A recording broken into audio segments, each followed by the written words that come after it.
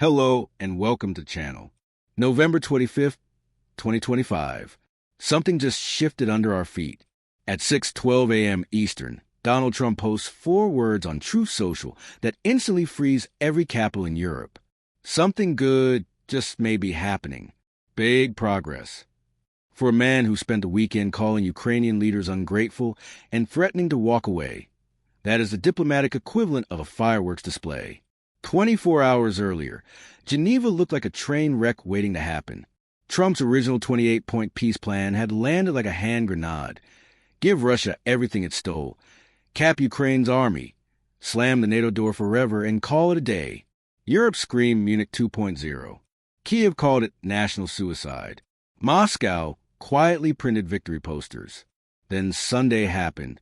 Behind closed doors at the U.S. mission on Lake Geneva, Marco Rubio, Andriy Yermak, and the national security advisors of Britain, France, and Germany spent 12 straight hours rewriting the document line by line. When they walked out, Rubio was grinning. This was probably the most productive day we've ever had on this issue. Yermak, standing right next to him, added, "Substantive results. We are moving toward a just and lasting peace." Even Ursula von der Leyen called it a solid basis to move forward. Translation: the original Trump plan is dead. A new hybrid version is rising from its ashes. So what actually changed? Let's go point by point, because the differences are night and day. Territory. Old plan. Ukraine legally recognizes Crimea, Donetsk, and Luhansk as Russian forever, plus freezes Kherson and Zaporizhia along today's lines. New reality. European counterdraft, now merge in, says Ukraine commits not to recover occupied territory by military means, but negotiations on possible swaps start only after a ceasefire. No automatic recognition of Russian annexation. Crimea and Donbass stay on the table. NATO membership. Old plan. Ukraine promises never to join NATO. Full stop. New reality. NATO expansion language is gone. The text now reads, Ukraine joining NATO depends on consensus of NATO members, which does not currently exist. Door cracked open, not slammed shut. Army size. Old plan. Ukraine capped at 600,000 troops in peacetime. New reality. European draft pushed it to 800,000, and the Americans accepted. Still a limit, but Kiev can live with it. Security guarantees. Old plan. Almost nothing concrete. New reality. Explicit mention of U.S., British, and French guarantees for the first time. Details still fuzzy, but the phrase is now in black and white. Elections. Old plan. Ukraine must hold national elections within 100 days of signing. Impossible under martial law and occupation. New reality. As soon as conditions allow. Realistic. Ceasefire timing. Old plan. Ceasefire is literally point 28, the very last thing. New reality. Europe forced a ceasefire back to the top of the sequence. Guns fall silent first, then talks about everything else. In short, Europe and Ukraine just pulled off the biggest diplomatic judo flip in years.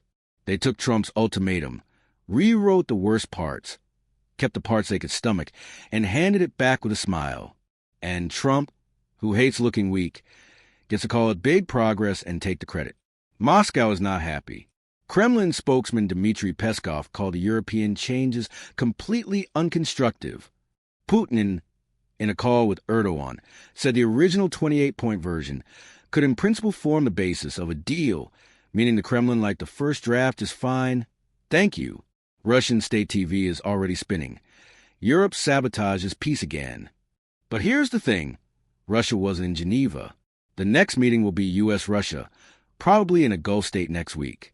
And the Americans have made it crystal clear the current text is what Ukraine will sign, nothing harsher. If Moscow wants changes, they'll have to give something up too, something Putin has never done in 3 years of war. Kiev is breathing for the first time in weeks. Zelensky posted this morning, "Our delegation is returning home. I expect a full report tonight. We will decide next steps together with Europe and partners." That is not the language of a leader about to be steamrolled. Across the Atlantic, the mood is cautious celebration. One senior State Department official told reporters off record, "We came in with a hard plan. Europe and Ukraine came in united. The result is a plan Kiev can actually sign and Russia will hate, but might still take because the alternative is fighting a rearmed West for another decade. That last part is key. While diplomats rewrote clauses in Geneva, German factories were pouring steel for new Leopard tanks. Poland just ordered another 96 Apache helicopters.